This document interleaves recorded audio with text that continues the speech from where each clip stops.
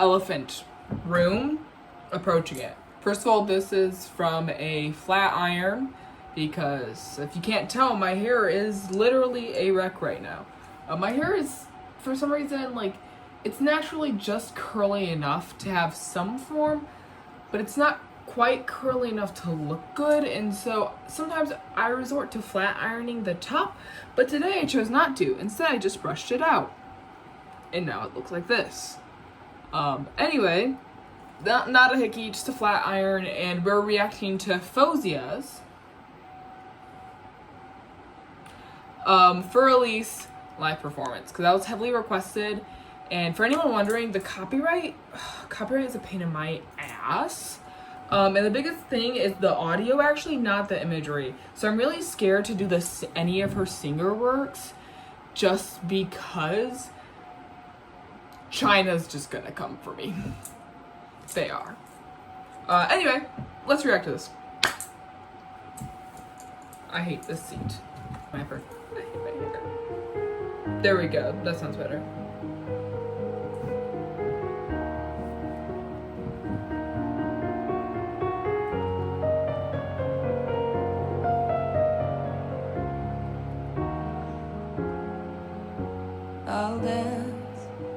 I'll dance like a puppet on your string. I'll sing when you wanted me to sing. Okay, so there we go. Chest. I know a lot of you guys in the comments were like, she has some great chest moments. This is a very strong chest voice. That piano? That's, okay, so that is like, I forget the exact word, but you see this a lot in longer band and orchestra pieces. A lot of times we'll have a starting set of chords or a starting rhythm that happens to be chords, and the rest of the piece is played off of that. I know there's a couple songs that play on this. It's not particularly in like the pop genre stuff, but this is, oh my god, it's so bad. This is like, yes, it's inspiration from, I forget which one of,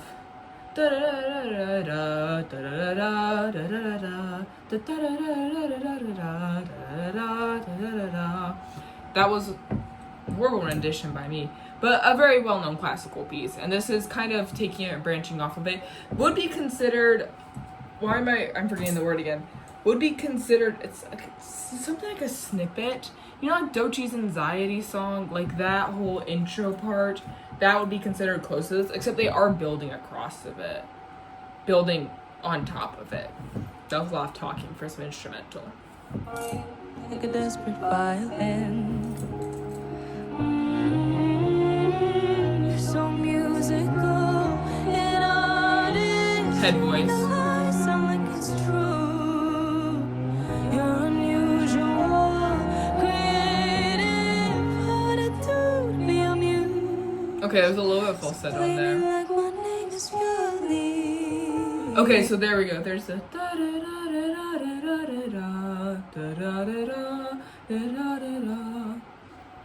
that is, I'll think of the word at some point. I'll probably put it in like the description if I can't think of it now.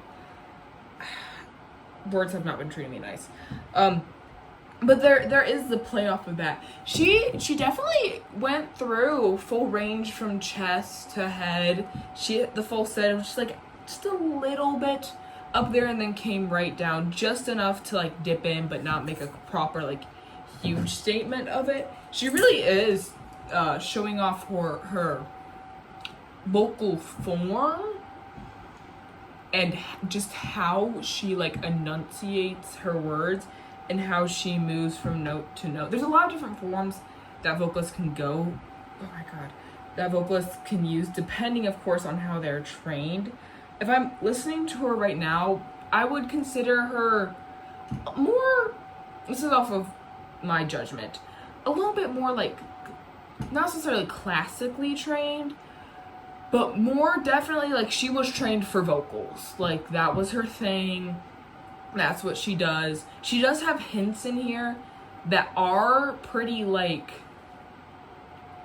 reimagining more classical elements of, for instance, glissandos and a lot of like trills, a lot of like, she does, I really don't know how to describe it besides, she takes these very classical elements that are very well known in the music training sphere, but she turns some of them onto her head with just how she uses them and how consistently she does. Like all the glissandos in Birthday, like that is not common in the average song.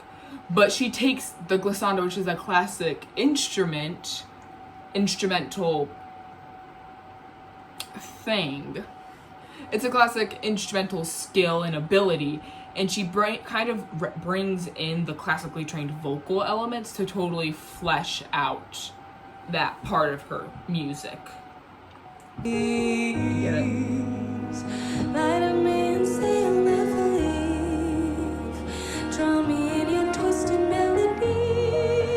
Ooh, that was nice.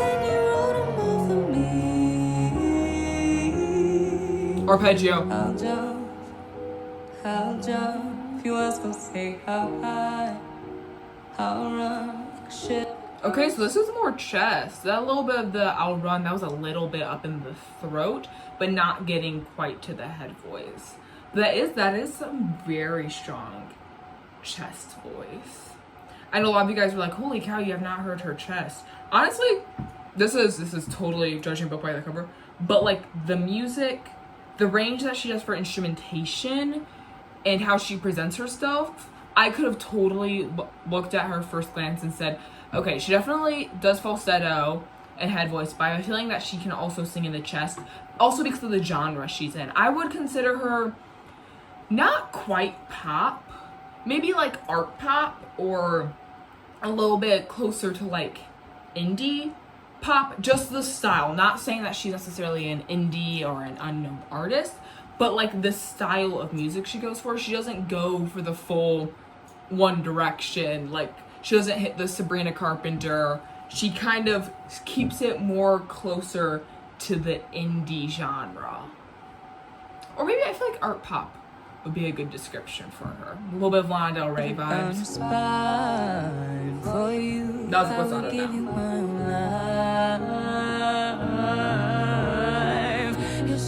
That was nice.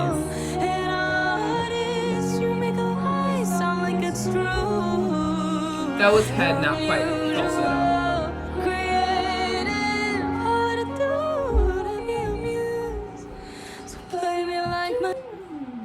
I think that might have been an arpeggio down. This classical piece she's drawing from, it's very chord heavy, but it also is very good on the.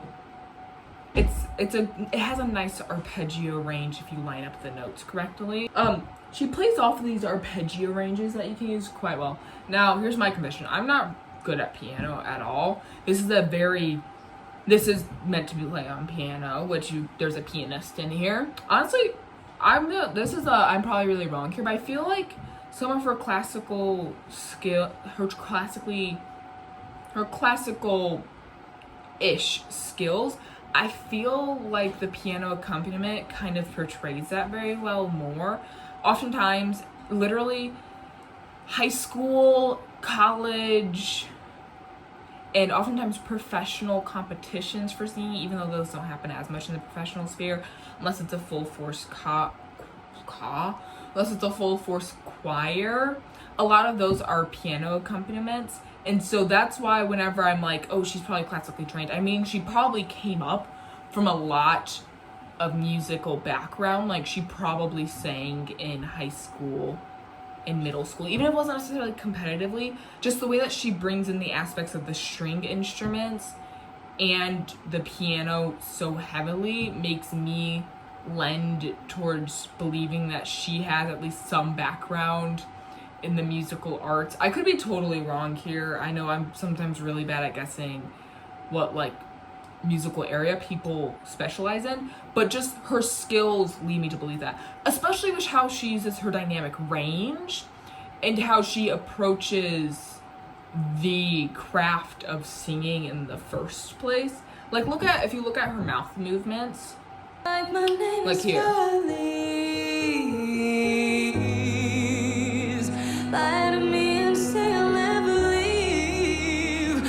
It's not necessarily sorry, I cut her off. It's not necessarily full, like, choir stuff, but it definitely is like she's sung with an accompaniment. She's like she is moving her lips. She's stressing her embouchure to make the sound of the note rounder and to properly enunciate. Enunciating is like a huge thing in music. Like if you've ever like sung in a choir, enunciation is like, it's pretty hard. Enunciation even, oh my gosh, my hair. Sorry. Enunciation even like goes over into freaking band. Now I played flute and piccolo for a while. I've played it for a while. I still do from time to time. Really depends on the circumstances. I play in a band. I'm trying to get up into another one. Anyway, that's a whole debacle. But like, when I play the flute, I have to do the same thing that she's doing for certain notes. For instance, on particularly B's, E's, and sometimes a high range D, I have to actively change how I'm like, so normally we're like,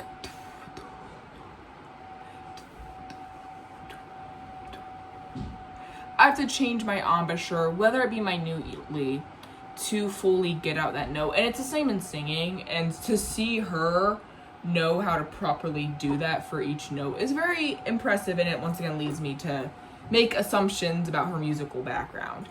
Anyway, this is very, okay, so the chest heavy voice, it is a more classical song in the sense that it's, well, first of all, it's based off a famous piano. It's supposed to have a piano.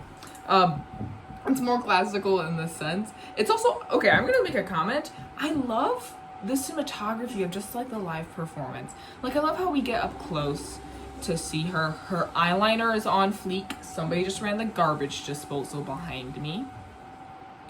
But like, I love the approach to this too. It lends to the musicality and to the, not necessarily, I'll say it, a little bit more like melancholy, mellow vibes from this song. That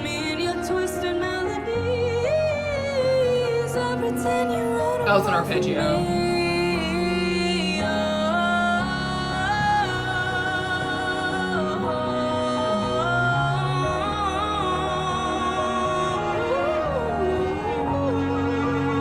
Okay.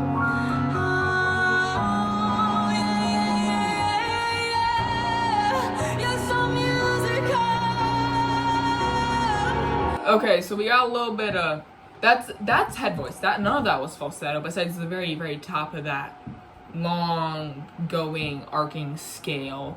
Her breath control there was very impressive. You could see, she didn't show until the ending of her note that she's using a lot of breath to go in that large of a range consistently, like continuously, without taking a breath is very impressive. And then the way that like you could tell, well at least I could tell, that she got a full breath, even though it was maybe like a beat or two long breath right before her next part, that shows more classical training. And that's impressive. You have to have so much breath control to do the stuff that she is doing. Like whenever I'm like, oh, that's a gliss, and I look surprised, glisses take a lot of breath control. Like they're legitimately hard to do very well, especially with how she is just arcing those scales, going through the arpeggios like it's nothing. Like that is crazy impressive. Even when she's just holding a whole note, she does it and she adds, it's not quite a trill, it's more, I don't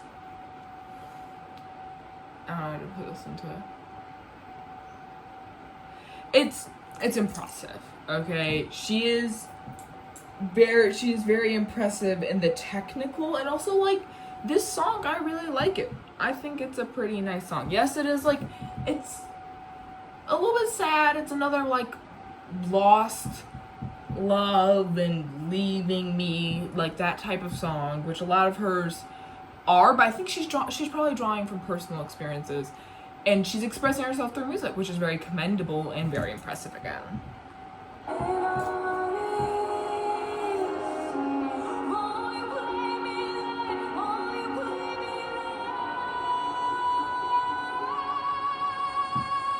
That was head, now falsetto.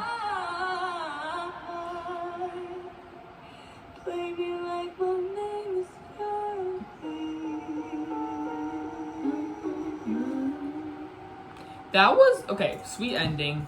Once again, yeah, it is a love song about she's like getting played. That was a nice chest. That really shows the change between chest to head voice, because your chest voice can go up very high, but you can tell when it switches to a head voice. It's pretty obvious switch by how she is projecting the note and how it is coming out. Even though your chest voice can get up to certain pretty high note ranges, especially if you're as technically advanced as she is, but it's very impressive. Also, guys, I think that piano was called for Elise. Don't quote me on that though. Once again, I never played piano. I have a CD that's classical music for people who hate classical music. I don't hate classical music by any means, but I played so much of it in my instrumental music career that I forget what all of them are called. That's not like a slander on classical music. Okay, so I'm getting off topic. Very impressive. I've got a couple listed down to watch more of hers. I love her chest voice. It is very strong. I think the ability she has to get so high in the range while still holding onto her chest voice is very impressive. For instance, if we're looking at like Zayn or even like Pablo. Okay, Zayn is a very head singer, but he does have some great chest moments. Whereas Pablo from SB19, he is a very big chest singer. She's like a combination of Pablo's very strong chest support and his ability to just belt out strong notes with Zayn's high range. This is just her chest voice. Like, she goes very high with her chest voice, and then she finally makes that just switch that changes the tone of the note when she finally hits her head voice. It's very impressive. Like, she's got great natural talent, but she's also honed it in for so long. Like, this is very impressive, her technical skills, and that just amends to her training, upbringing. I don't know if her parents were singers, but she was gifted with some talent and she is really using it to her full potential. Okay, so I have Unethical, Porcelain, the regular for Elise, and then a couple of the songs that she did for singers on my to watch list. Those were like the big ones I was seeing going out. If there's any other big ones, I'll add those too. Warning for Singer, if I do that song or any of her songs from Singer, because she did a couple, they're probably going to be like distorted at the very least, because now I don't really care about copyright claimed. Like, I don't care if it's just like, oh, you can't monetize off a video. I'm not doing this to make like billions of dollars. Like, maybe if I make like $40, that's so epic to me. I don't really do this for like the money side. I'm just worried that it will get claimed and blocked in certain territories. For instance, the Zayn video I did most recently, that got blocked well in Russia, but also got blocked in a couple of like smaller European countries.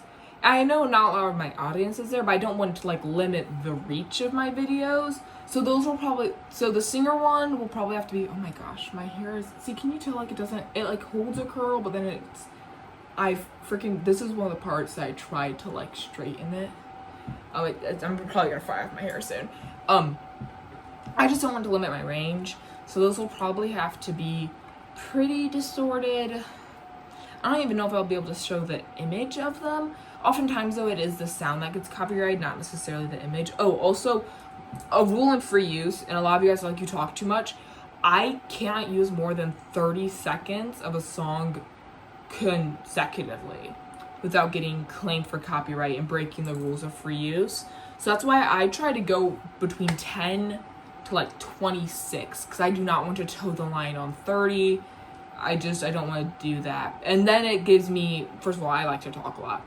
Second of all, I have to talk. I am providing commentary. I'm not just re-uploading this lady's performances. So that's why I talk so much, and that's my reason behind it, just because I really don't want to toe any line, and I want to be extra safe when it comes to free. And, like, I know how it feels to have, like, my, like, intellectual property stolen and used somewhere else. No, it's not necessarily my YouTube videos, but, like, plagiarism exists in art and of many forms. And so I just don't want to toe the line. I want to be very safe, and I want to show respect to these artists by kind of just, like, gawking over their work sometimes. All right.